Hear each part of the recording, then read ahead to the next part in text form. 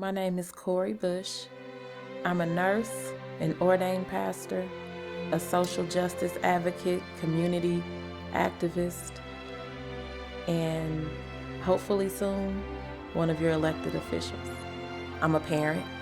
I'm a single parent, so I understand walking through taking care of children by yourself. I understand what that daily routine is like.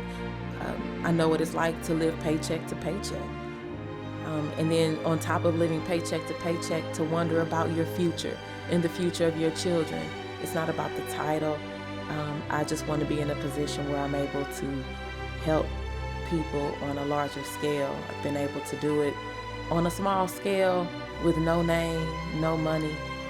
And this is why I'm running for United States Congress to represent Missouri's 1st District.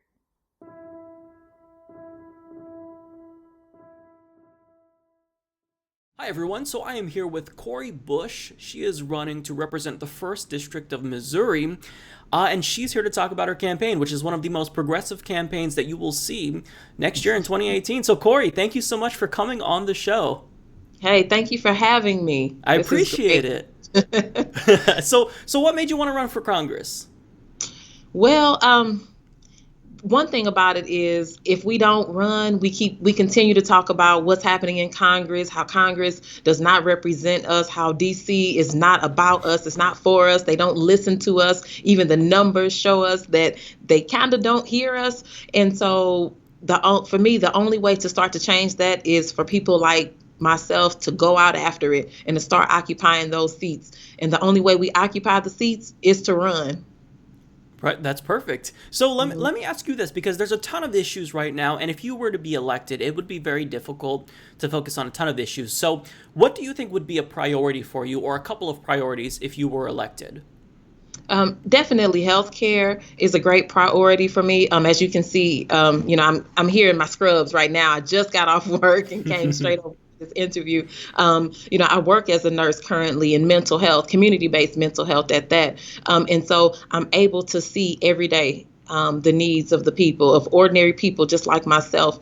Sometimes we get caught up in treating mental health as if it's something horrible and something bad. Those people should be shunned and pushed away, but there is actually no different. Like schizophrenia is no different than diabetes or heart disease or anything like that. It's just a chronic illness that someone is battling. And because of that, they need help, they need services, they need resources. And so with the state of where Medicaid is right now, the state of Affordable Care Act, even in Missouri, the fact that we did not expand Medicaid, we have so many people hurting. And for me, because I work in that every day, I spend a portion of my day trying to find money to help someone who just wants the medication that'll get them through the next 30 days. They're fighting to try to find that money. So one medication, $1,800, $1,500 for that one person, for that one medication, and they may have 5 or 6, and so I spend my day running around trying to take care of that one person.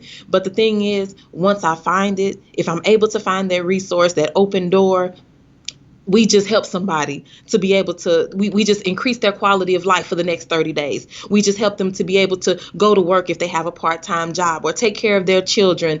Because, then we have the other side that says, hey, people with mental illness, they do all of these horrible things. They do, they are the ones that do, they commit crimes more and all of those things, which that backs me up. I really don't like when people say that. But the thing is, if you feel that way, why not put more resources into mental health? Why do we push that aside? But not just mental health, just healthcare itself. Healthcare is a basic right. It's a human right. Each and every person should have that cushion. So that's one of as you can see, I'm passionate about that. I love it. Hey, you know what?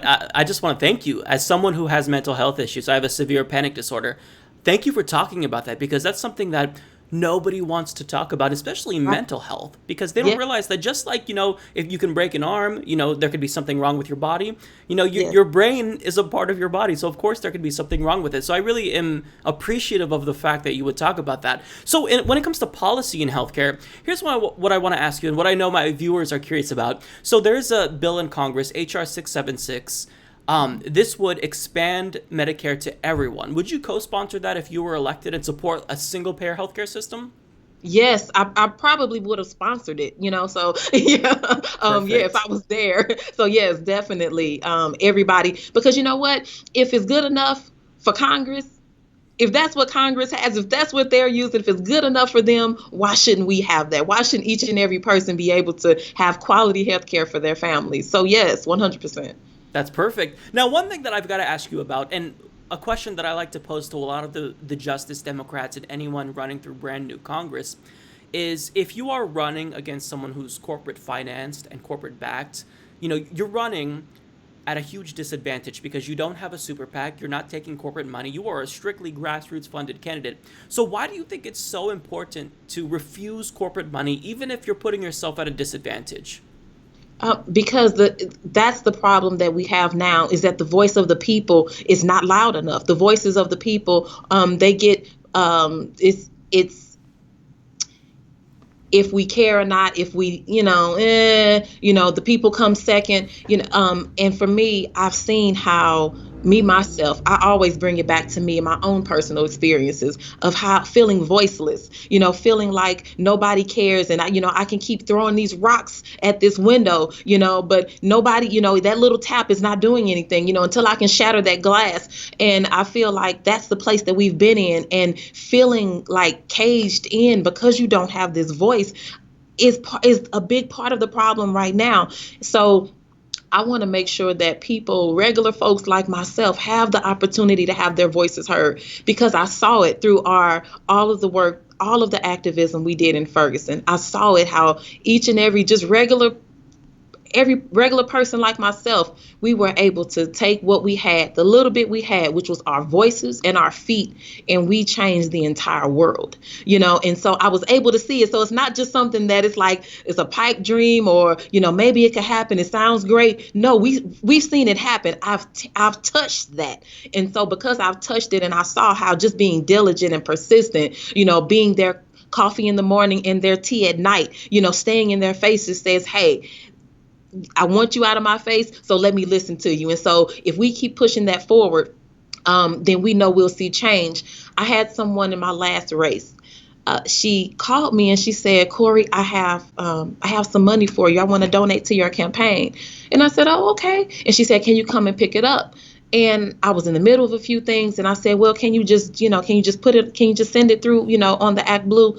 And she said, well, I need you. I don't have access to that. I need you to come and pick it up. I need to get this $3 out of my hand. And she said, it's all I have, but I need to get it to you because I just really want you to win. And she said, when I get some more money, I'll give you the other 10. But for right now, if you would just take this $3 before I spend it. Now, the thing was, this was all the money she had. This is a mother. She suffers from some issues. She has children. She's a single parent. And so I knew that $3 to her was like maybe 300 or 3,000 to someone else. And just like that, her voice matters. And I would never want her voice to be lost in the shuffle of some corporate of corporate America. She has to be heard. Right. Hey, you're giving me chills by that story. That's awesome. I wanted to talk about Ferguson briefly with respect to your opponent, Lacy Clay. So he isn't the worst of the worst in terms of Democrats, but certainly there's issues where there are huge problems, huge red flags. So one thing that he did in particular to me is unforgivable. So you probably know about the fact that he voted against an amendment proposed by Alan Grayson to a Defense Department appropriations bill that would prevent the Pentagon from funding or giving local police forces military-grade weapons and military-grade vehicles. And if you represent Ferguson after what they've been through, I don't know how that's forgivable. So is there anything that you wanted to say to the people of Ferguson specifically, since if you were elected, you would be representing Ferguson, with respect to demilitarization of the police and where you stand on that issue? Just that I'm going to fight against it in every way I can. I know what it's like to be in your neighborhood and see military vehicles in your neighborhood. I know what it's like to walk past. I was standing, the place where I get my nails done, where I used to get my nails done, those MRAPs were right there in front of the building. This is across the street from the place where I would get my hair done. This is a street that I frequent just as a regular citizen. And at that point, it was turned into a place that I didn't know. It was a place where we were being shot at and tear gas and shot at there were real bullets flying, there were rubber bullets flying. It was total chaos. Tear gas everywhere. It's just so much, and I'm looking at dogs, and it was craziness. But that is my neighborhood. That is where I live.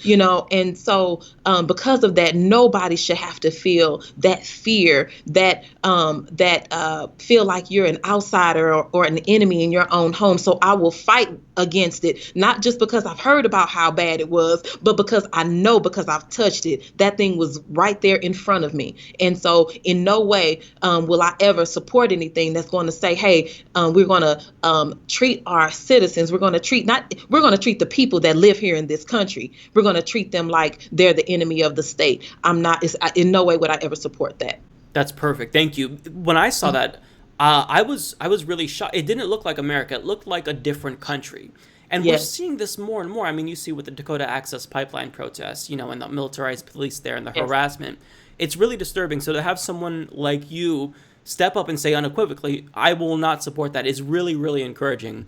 So let me ask you this. So if we don't live in Missouri, what can we do to support Cori Bush? Can we donate to you? Can we phone bank for you if we don't live in the state? What can we do to help your campaign? Because I really like what I'm hearing. Okay, so all of the above. I have an ActBlue account that you can go to. My name is CoriBush. I'm the good Bush. Don't let the last name fool you. Don't let it throw you off. So you can donate to me through the ActBlue, $3, $5, $7, even that great $27, however you want to do it. And every dollar counts with me. No dollar is too small. Also, just putting my information out when people do what you're doing right now. I appreciate this so much that you are giving me this opportunity. So when people share this video on social media, I'm on Facebook, Instagram, I'm on Twitter. It's at Cori Bush on Twitter. It's Cori Bush on everything else. So just putting that information out. And then even sometimes when I've seen people just if you just tweet my name or something, just to kind of keep it out there in the forefront of people, that helps. And also Justice Democrats, brand new Congress, even just the shout outs to them, because the more shout outs they get, the more they're able to do for us. It's such a great slate of candidates that I'm running with, and I'm so appreciative of this opportunity. So just tell your friends, tell your neighbors. It doesn't matter if you're not in Missouri. You can phone bank. We even have it set up. Or I guess it'll be ready maybe in the next week, where people with the dollar for people that so people that are out of state can still phone bank for us. So it's plenty of things available to do. Perfect. Well, anything else you'd like to say before we wrap up? Yeah, I just want to say I've been told several times that well, Cori, you don't have. You don't look like that politician that should be in Congress, or you don't, you're from a nursing background, you're not an attorney, or you're not, all of the things that I'm not, and so I just want to encourage anybody that's thinking about running for office. Don't look at what you don't have. Look at what you have to offer to the world. You have something great. If you know you have something great, you have a voice. Don't sit back and listen to other people tell you what you don't have. Push that thing forward and help change our world. This is how we change our world, by standing up and continuing to push, because the struggle won't stop if we're seated. We have to stand up and pray with our feet. I say pray with our feet because the people say, okay, sit down and you go in the back room. I'm a preacher. You go in the back room and you go pray. No, I go in my back room and I go pray, and then I come back out and I take the fire that I got in that back room and I'm taking it out to the world, because we have to change our world. And then the other thing is, don't be afraid of what doesn't look like what you think it should look like. If I grabbed a hold of that, I wouldn't be where I am now. I'm just a regular person that just decided that no matter what, I have to keep going. And when I think about it, Mike, the people have asked me, how do I keep going? Because I've had so many death threats. I've had so many things have happened to me. I've been terrorized horribly over the last 3 years. But people say, well, why do you keep going? Why would you want to go in Congress? Why would you want to do that after all the things that you've been through? And my answer to them is, my fear of what they can do to me, that's not the issue. My desire to see change is greater than any fear of what they could do to me. So I give that to everyone else. Push forward no matter what, and let's change this United States of America. Support this podcast by joining the independent progressive media revolution today at humanistreport.com.